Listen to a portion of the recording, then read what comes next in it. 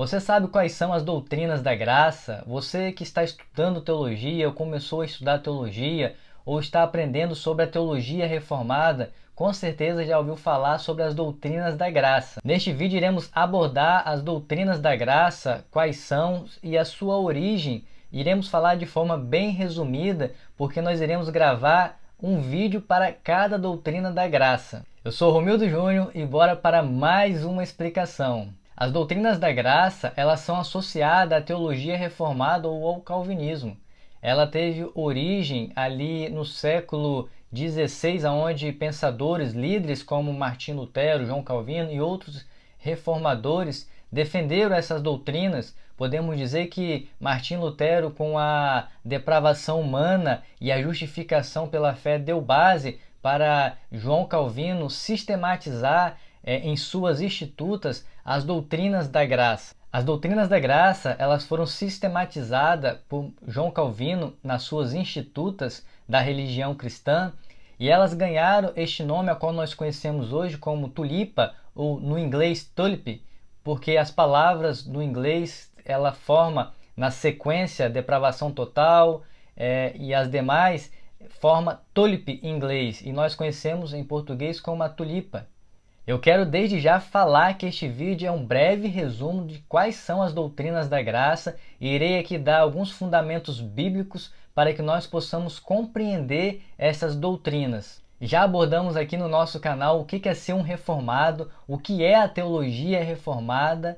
Eu aconselho a você a ver estes vídeos e a compreender um pouquinho mais neste mundo reformado a qual você está entrando, a qual você está conhecendo. As doutrinas da graça é uma área da teologia a qual nós chamamos de soteriologia, a doutrina que estuda a salvação. Assim como na medicina existe várias gamas para você estudar, anatomia e etc e tal, na teologia também existe várias áreas para que você possa se aprofundar, como nós estamos aprendendo hoje as doutrinas da graça, que está na soteriologia, temos a pneumatologia, temos a escatologia, que estuda o fim dos tempos.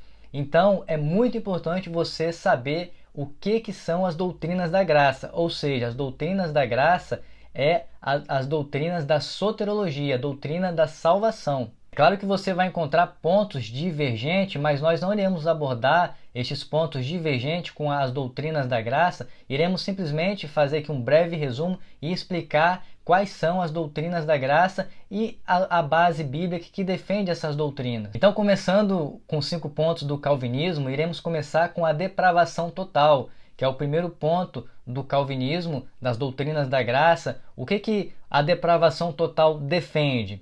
Defende que o homem em Adão, ele pecou e todas as suas faculdades foram afetadas, o seu relacionamento com Deus e a sua vontade, pois o homem agora ele é inclinado para o pecado. O homem agora, em tudo que ele vai escolher, ele é influenciado pelo pecado. A carne influencia o homem. Como Adão ele representava a humanidade ali no Éden, todos os descendentes de Adão herdaram um pecado. Então todos os descendentes de Adão são depravados, são corruptos, herdaram este pecado e foram afetados no seu relacionamento com Deus e nas suas escolhas para escolher o bem, para escolher a Deus. E quais textos defendem a depravação total? Eu irei citar 2 textos de cada doutrina. Nós podemos ler em Romanos, no capítulo 3, no versículo 10 ao 12, que diz: como está escrito, não há um justo, nenhum sequer, não há quem entenda, não há quem busque a Deus. Todos se extraviaram, a um se fizeram inúteis, não há quem faça o bem, não há nenhum sequer. E também nós encontramos em Efésios, no capítulo 2, no versículo 1, que diz: ele vos deu vida, estando vós mortos nos seus delitos e pecados. Deus nos deu a vida quando nós estávamos mortos em nossos pecados e em nossos delitos. Ou seja, nós não tínhamos vontade. O morto não tem vontade. Ou seja, o morto não pode escolher, porque nós estávamos mortos em nossos pecados e em nossos delitos.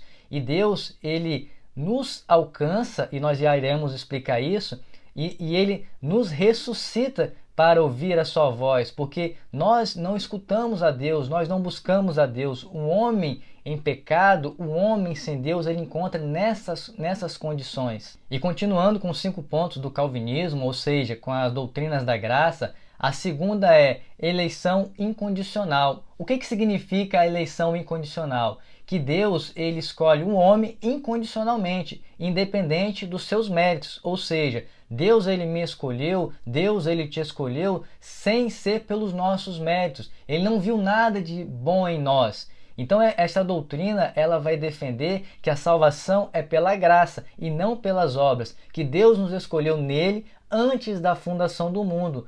Ele não previu algo de bom em nós, ele simplesmente nos escolheu incondicionalmente. Escolheu homens ricos, pobres, homens cultos ou iletrados. E Deus ele fez isso de forma soberana. Isso está na soberania de Deus. E quais textos que defendem esta doutrina? Iremos ler mais 2. Em Efésios capítulo 1, versículo 4 e 5 diz o seguinte: assim como nos escolheu nele antes da fundação do mundo, para sermos santos e irrepreensíveis perante ele, e em amor nos predestinou para ele, para a adoção de filhos, por meio de Jesus Cristo, segundo o beneplácito de sua vontade. Ele nos escolheu nele antes da fundação do mundo. Antes dele fundar o mundo, ele já tinha nos escolhido. Isso é maravilhoso. Isso está na soberania de Deus. Temos mais outro texto que diz bem claramente em Romanos, capítulo 8, versículo 29, fala o seguinte: porquanto aos que de antemão conheceu, também os predestinou para ser conformes à imagem de seu Filho, a fim de que ele seja o primogênito entre muitos irmãos. Jesus é o primogênito entre muitos irmãos. O interessante é que nós vemos aqui que Jesus ele era o unigênito de Deus, e ele, quando ele morre na cruz do Calvário, ele se torna o primogênito de Deus. Agora ele tem muitos irmãos. Nós somos irmãos somente em Jesus. O que isso quer dizer? Quer dizer que Deus ele tinha um único filho, mas em Jesus essa família nós podemos dizer que ela aumenta. Aqueles que Deus havia predestinado antes da fundação do mundo, assim que a Bíblia diz, conforme os textos em que nós lemos, e eu convido a você a ler na sua escritura, na sua Bíblia, que diz que nós fomos predestinados antes da fundação do mundo. Agora, nós sendo eleitos antes da fundação do mundo para sermos parte da família de Deus. Deus tinha um único filho. Agora, em Jesus, Deus tem vários filhos.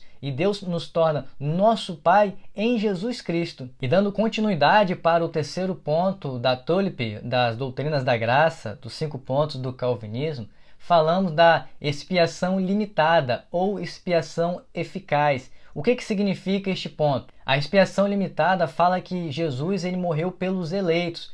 A morte de Cristo foi eficaz para aqueles que vão ser salvos. Aqueles que vão para o inferno, Jesus não morreu para este.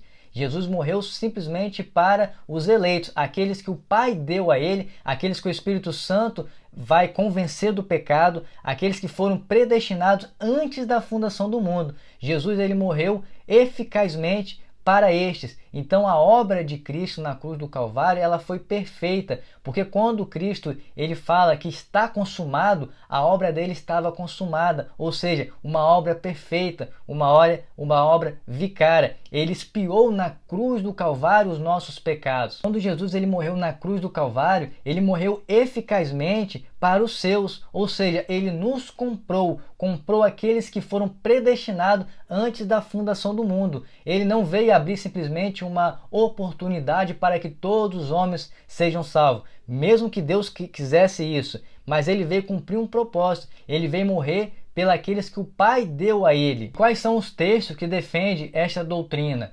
Vamos ler em João 10:11, que diz: eu sou o bom pastor, e o bom pastor dá a vida pelas suas ovelhas. Ele morreu pelas suas ovelhas. E o próximo texto nós encontramos em Mateus 26:28, que diz: porque isto é meu sangue, o sangue do pacto, o qual é derramado por muitos para a remissão dos pecados. Não é por todos, é por muitos. São por aqueles que ele já predestinou antes da fundação do mundo. E continuando com mais um ponto da TULIP, é a graça irresistível. A estes que são depravados, a qual Deus escolhe incondicionalmente, sem ver os méritos, a qual Deus havia expiado na cruz do Calvário. Agora Deus ele chama, e esse chamamento é eficaz, ou seja, aqueles que foram predestinados antes da fundação do mundo, escolhidos, eles vão aceitar o convite, porque o Espírito Santo vai convencer do pecado. O Espírito Santo ele é eficaz para convencer o homem do pecado, do juízo e da justiça. E o interessante é que o Espírito Santo ele trabalha na vida dos salvos, daqueles que foram predestinados para a salvação, em decorrer de todo momento da sua vida. E em determinado momento eles vão ter a noção, assim como Paulo ele teve, uns são pela dor, que nós podemos dizer assim como foi com Paulo, de uma forma que foi truncada, e outros são chamados, assim como muitas pessoas que se convertem ao Evangelho de forma mais tranquila, de forma mais serena. O Espírito Santo ele trabalha individual na vida dos salvos, dos eleitos. E quais são os textos que defendem esta doutrina? Nós encontramos em João 6:27 que diz: todo aquele que o Pai me dá, esse virá a mim, e o que vem a mim, de modo nenhum lançarei fora. Ou todo aquele que o Pai dá a Jesus, todo aquele que o Pai deu a Jesus antes da fundação do mundo, em determinado momento da sua vida, ele vai a Jesus, ele vai encontrar com Jesus, porque estas ovelhas pertencem a Jesus, e estas ovelhas, de maneira nenhuma, Jesus vai lançar fora. E o próximo texto nós encontramos em Filipenses, capítulo 2, versículo 13, que diz: porque Deus é quem efetua em vós tanto o querer como o realizar, segundo a sua boa vontade. Ele efetua em nós tanto o seu querer e a sua vontade. Deus que opera em nós a sua obra, é Ele que nos chama de forma eficaz, irresistível.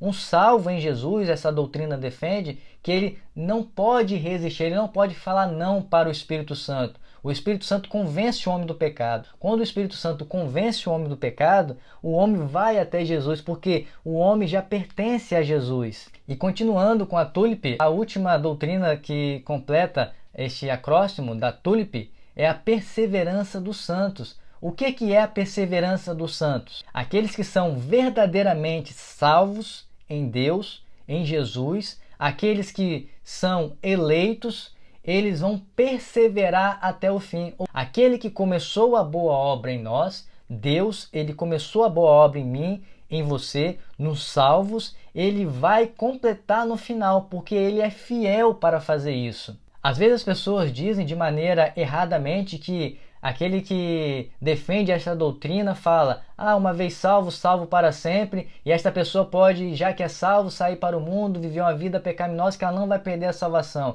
De maneira nenhuma. Essa pessoa que está vivendo assim demonstra que ela nunca foi salva, que ela nunca foi regenerada, porque nós conhecemos a árvore pelo fruto. Então todo aquele que é salvo, ele vai glorificar a Deus com a sua vida, ou seja, com o texto a qual nós lemos. Nós somos chamados para ser conforme a imagem de Jesus, ou seja, nós iremos dar fruto. O salvo em Cristo, ele vai se espelhar, ele vai imitar e ele vai ter a sua vida como a de Jesus. É claro que em meio às nossas limitações, às nossas falhas, porque ainda nós estamos no corpo corruptível, então o Espírito Santo vai nos sustentar. E quais são os textos que defendem esta doutrina? Começamos com o texto em Filipenses, capítulo 1, versículo 6, que diz: estou plenamente certo de que aquele que começou a boa obra em vós há de completá-lo até o dia de Cristo Jesus. Conforme eu falei, aquele que começou a boa obra em nós, ele vai completar até o último dia.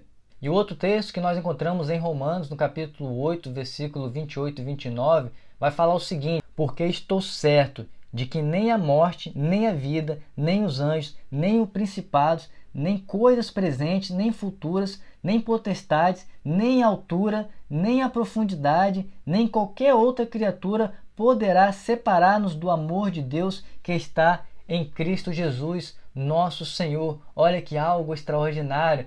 Nada pode nos separar, nem mesmo a minha escolha, nem mesmo a sua escolha, nem mesmo a morte, nem mesmo a vida, nada pode nos separar do amor de Deus que está em Cristo Jesus. Isso é maravilhoso, porque Deus, ele é amor. Aí às vezes as pessoas podem olhar todas essas doutrinas e dizer: mas Deus é injusto. nós vamos encontrar diversos textos defendendo estas doutrinas. É claro que eu citei aqui alguns textos, existem muitos e muitos textos que defendem estas doutrinas, ou seja, que defendem as doutrinas da graça. As pessoas podem falar assim, mas Deus está sendo injusto. Nós encontramos em Romanos que Deus vai falar assim, amei a Jacó e rejeitei a Esaú. Terei misericórdia de quem me prover e não terei misericórdia de quem me prover. Então Deus ele age de uma forma soberana. Quem somos nós para entrar no pensamento de Deus e descobrir como Deus ele opera o seu querer e o seu realizar? Quero deixar bem claro que este é um vídeo bem resumido falando das doutrinas da graça. Nós iremos falar de cada uma doutrina, explicando bem detalhadamente. Por isso eu gostaria de convidar a você a se inscrever no nosso canal, a deixar um comentário aqui, o que você acha, qual é a sua dúvida, qual o ponto que você diverge das doutrinas da graça. Pode comentar, eu irei responder e você acaba ajudando outras pessoas a entender esta doutrina e até mesmo se você discorde, comente, porque é saudável você discordar. Desde que não haja ofensa, porque nós somos irmãos em Cristo. Nós podemos ter um ponto teológico diferente, mas nós somos irmãos em Cristo. Quero agradecer a todos que têm acompanhado este canal, que têm curtido, que têm comentado, que têm compartilhado, porque é através de você que vidas estão aprendendo o que é a doutrina reformada e até mesmo desmistificando aquilo que é falado daqueles que vivem na teologia reformada, que muitas vezes são contadas mentiras, dizendo muitas coisas de nós. Que Deus possa abençoar a sua vida e até um próximo vídeo.